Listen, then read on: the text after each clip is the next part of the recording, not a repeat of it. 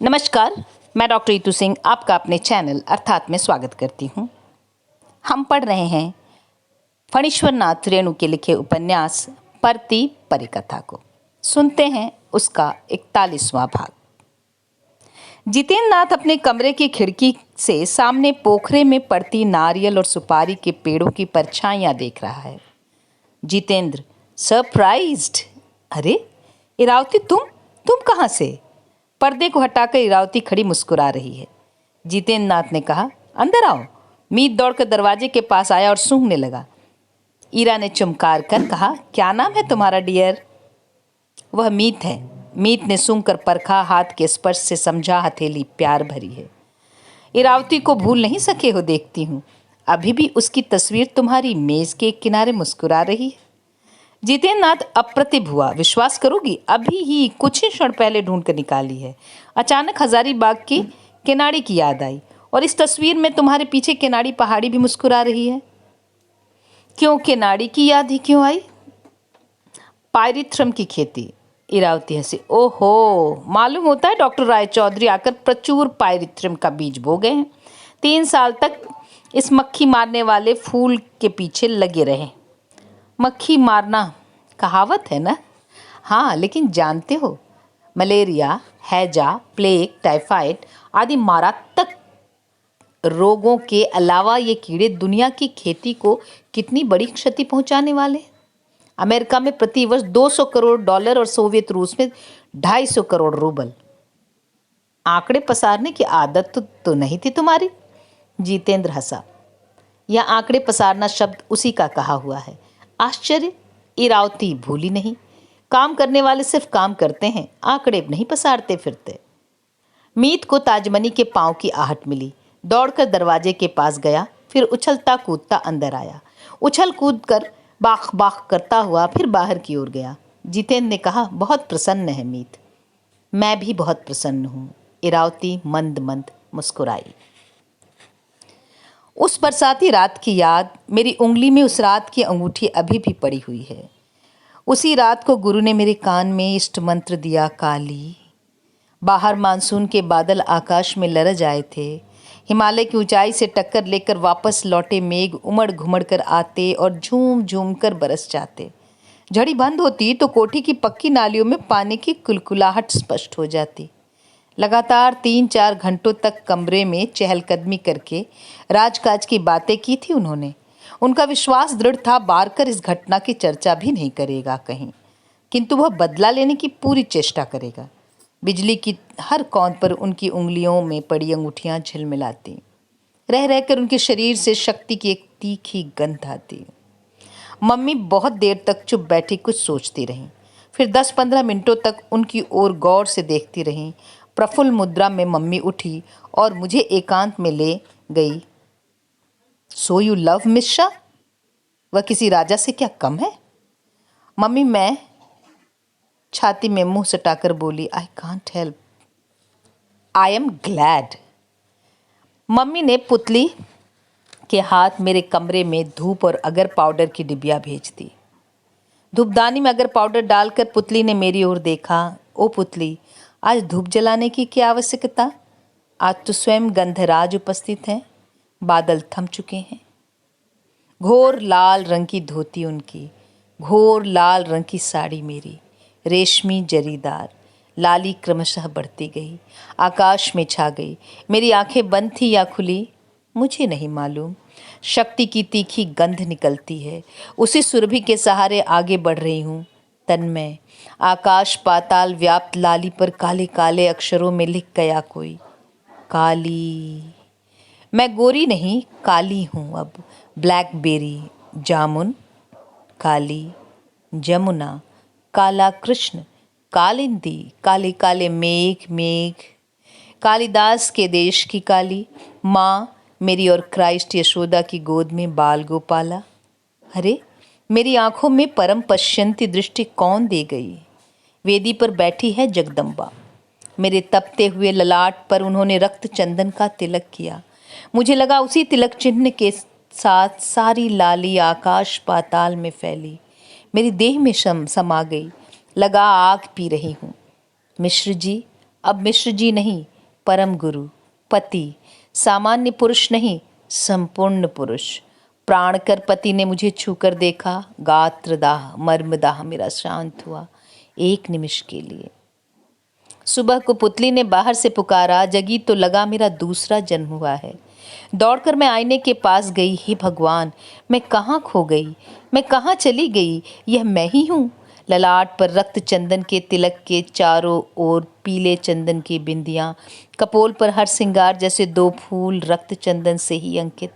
कनपटी के पास वक्षस्थल पर चंदन की नन्ही नन्ही बिंदियों में मैं खो गई। तो सारी रात मुझे चंदन चित्रित करने में काट दी। मेरा रोम रोम एक स्वर्गिक सुगंध से बस गया। आरसी के पास मैं ठगी सी खड़ी थी। पीछे से आकर मेरे कंधे पर हाथ धरकर धीरे से बोले, कौन हो तुम, यह या वह? मेरे पति की छाती जल रही थी। आनंदातिरेक में बरसते आंखों के आंसू से शांत होगी वह ज्वाला। काली। हम दोनों ने एक साथ माँ का ध्यान किया। साकार शक्ति स्वरूपा दिगंत वसना, खंड मुंडाभिरामा पुरातनी परमार्था। मैं हिंदू हो गई। मम्मी ने सुना तो स्तब्ध रह गई। नहीं, मम्मी नहीं, मरियम और काली में कोई अंतर नहीं, एक ही शक्ति के दो नाम। बारकर कांड के 10-12 दिन बाद सदर के फादर आए। मेरे ड्राइंग रूम को काली मंदिर समझकर बाहर ही रहे बरामदे पर उन्होंने मेरी ओर गौर से देखा। मेरी आंखों में कुछ देखने की चेष्टा की। परम गुरु ने मेरे मन के पद्मासन पर माँ की मूर्ति प्रतिष्ठित कर दी है। क्या देखते हो फादर? मरियम और तारा। फादर 2 कदम पीछे हट गए। भागो मत फादर, 2 कदम आगे बढ़ाओ। आओ, मुक्त उदार हृदय से विचारो, तुम भी मातृपूजक और हम भी। फादर तेजी से रोजरी के दाने घुमा रहे हैं। उन्होंने मुझे कुछ भी नहीं कहा।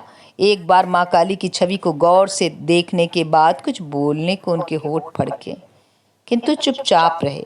फिर धीरे धीरे बरामदे से नीचे उतर गए, बहुत दुखी, बहुत अप्रसन्न। मम्मी ने स्पष्ट शब्दों में कहा, क्या बुरा किया?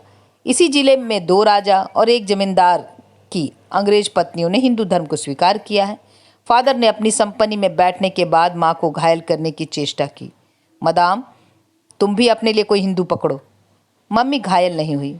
मम्मी को बहुत सहना पड़ा है जीवन में। उसके किसी पुराने घाव को ठेस लगती है ऐसी बातों से।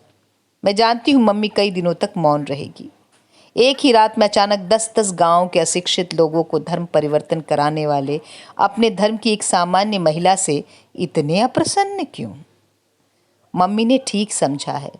धर्म परिवर्तन करके किसी नेटिव राजा की रखैल की तरह रहने से इन्हें दुख नहीं होता। तुम देवी देवताओं की पूजा करने लगी हो। आचार विचार बदल गए हैं तुम्हारे। तुमने फादर को बैठने के लिए कुश की आसनी क्यों दी? तुम वेदांत क्यों सुनाने लगी? तुम मरियम और काली का समतोल कर रही थी। मम्मी हंसी। मम्मी की उल्लासिनी मूर्ति। माँ हंसती है, माँ काली हंसती है। मुझे क्या भय, मुझे क्या भय। ब्रंटी के पति राजा महिपाल सिंह अच्छा करते हैं। प्लांटरों को साल में 4-5 भोज देते हैं। गार्डन पार्टी, कॉकटेल और एट होम देकर मुंह बंद कर देते हैं। राजा महिपाल सिंह की शिकार पार्टी का निमंत्रण। पूर्णिया डे के उत्सव में राजा साहब की शिकार पार्टी की तारीफ सुनाते समय बूढ़े मोबरली के मुंह से वास्तव में लार टपक पड़ी थी। Gallons of White Horse and all that you want in a jungle. Mrs Moberly राजा साहब के साथ हाथी पर चढ़ने का अनुभव बताते समय कुर्सी हिलाने लगती थी। ब्रंटी ने मुझे बताया, राजा साहब के सामने सभी प्लांटर्स हाथ जोड़े खड़े रहते हैं। मैंने एक मीठी चुटकी ली थी, इसीलिए प्लांटर्स क्लब की सीमा के इस पार अपनी गाड़ी लाने की इजाज़त नहीं है। सिस होठों पर उंगली डालकर ब्रंटी ने मध्यम आवाज़ में बताया, ही इज़ टू क्लेवर। उसने खूब पहचाना है इन्हें। मिस्टर विलियम को देखो ना, कैसी कैसी शेर मार कहानियाँ सुना रहे हैं। वास्तविकता यह है कि पिछले साल नेपाल के जंगल में एक गेंडे को देखकर हाथी पर बेहोश हो गए थे।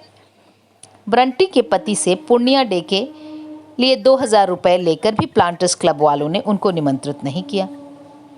इस बात की चोट ब्रंटी को लगी थी। बोली, देखना, वह जरूर इसका बदला लेगा। यूँ लापरवाह और मस्तमौला है मेरा राजा, लेकिन जिद्दी भी है। चाहे तो खिताब भी ठुकरा दे इस जिद्द में। राजा ने एक अलग क्लब की स्थापना करवाई है स्थानीय वकीलों द्वारा। जिले भर के राजाओं, जमींदारों और वकीलों का क्लब होगा, स्टेशन क्लब। मुझे सेक्रेटरी बना रहे हैं। मेरे पतिदेव कह रहे थे। राजा महिपाल सिंह अंदर ही अंदर चिढ़ा रहता है एक एक प्लांटर से। मौका पाकर एक आध को बेइज्जत भी करता है और कभी कभी अपने पाले हुए डकैतों की पीठ ठोक देता है। रात में डकैती हो जाती है। ब्रंटी का हरकारा सिपाही कल आया। ब्रंटी ने बधाई भेजी है। राजा कहता है तुमको बहुत अच्छा आदमी मिला है, बहादुर और बुद्धिमान, a big Sanskrit scholar, now you know better. Club के उद्घाटन में तुम्हारी अनुपस्थिति खटकी। स्टेशन क्लब में तुम्हारे पति की ओर से पार्टी का प्रबंध कब करूं? हाँ, मैं सेक्रेटरी जो हूँ। मैंने भी लिख कर जवाब भेजा, क्लब के उद्घाटन में नहीं आ सकी, दुख है। जब सुविधा हो पार्टी की व्यवस्था करो, मुझे खुशी होगी और यह मेरी ज़िंदगी की अंतिम अंग्रेज़ी पार्टी होगी। इसके बाद तो प्रीति भोज, टेबल कुर्सी नहीं, चंदन की पीढ़ी पर बैठना होगा तुम्हारे गुलथुल राजा को। मेरे अंग्रेज भाई बंधु क्यों नाराज हैं ये मैं जानती हूँ। मिस्टर बारकर ने अपनी बदली करवा ली सोनपुर स्टेशन में। मेरे पति ने हंसकर कहा, गीता तुम्हारा मोटर ट्रॉली खड़का, हा, तुम पर इल्जाम लगाते हैं वे। एक डकैत, जालसाज, खूनी आदमी से तुमने रिश्ता किया है। बारकर प्रचार कर रहा है मलय में तुमने अपने स्वामी की हत्या की है। शैतान। मेरे पति यदि डकैत हैं, क्रिमिनल हैं, तो कानून किसका मुंह जोता है? पकड़कर फांसी पर क्यों नहीं लटका देते? प्रमाण इकट्ठा करना तो आसान है। अंग्रेजी सरकार में एक इंग्लिश हेटर इस तरह विचरण कर, यह आश्चर्य की बात है। प्लांटर्स के प्रबल प्रताप के दिन अब नहीं रहेंगे क्या? सुना है 5-7 साल पहले तक ये खून करके आते और जिला मजिस्ट्रेट को लिख भेजते, आज मैंने एक जंगली आदमी का शिकार किया है, बनमानुस। किंतु आश्चर्य, मेरे पतिदेव अंग्रेज़ों के सभी आरोपों को स्वीकार करते हैं। हाँ गीता, तुम्हारे भाई बंधु ठीक ही कहते हैं। मैं डकैत हूँ, जालसाज हूँ, ठग हूँ, खूनी हूँ। पहली बार अपने स्वामी के पास इलाके में गई थी मैं, अर्धवार्षिक कैंप में, मधुचंदा कैंप। मधुचंदा गांव का नाम है। दुलारी दाय के कगार पर 4 मील दक्षिण बसा हुआ मधुचंदा। मधुचंदा हनीमून। खजाना वसूली के लिए जनरल मैनेजर का कैंप इलाके में 2 बार जाता है। अर्धवार्षिक 1 सप्ताह का, वार्षिक 1.25 महीने का। राशि राशि पुरैन के फूलों की वह सेज गांव की मालिन लड़कियों को एक एक गिन्नी पुरस्कार दिया गया था। पुरैन के सेज पर महाभाव से मतवारी मैं, मेरी आंखें नशे में चूर। मैं बोली, काला डकैत। डकैत नहीं तो और क्या, तुमने तो मेरा सब कुछ लूट लिया। काली का बेटा काला। मुझे दंड दिया जाए महारानी विक्टोरिया। मेरे स्वामी ने मुस्कुराकर हाथ जोड़े। मैंने चरण धूलि ली झुककर। मैंने अपने स्वामी को डकैत कहा। मुझे क्षमा करो देव। गीता, मैं आज जी खोलकर कहना चाहता हूँ, कमल के कुछ फूल अंकित हैं पांडुलिपि पर। क्या तुम समझती हो कि बिना डकैती किए ही आदमी राजा हो जाता है? इस अंक में यहीं तक, आगे 41वें अंक में। धन्यवाद।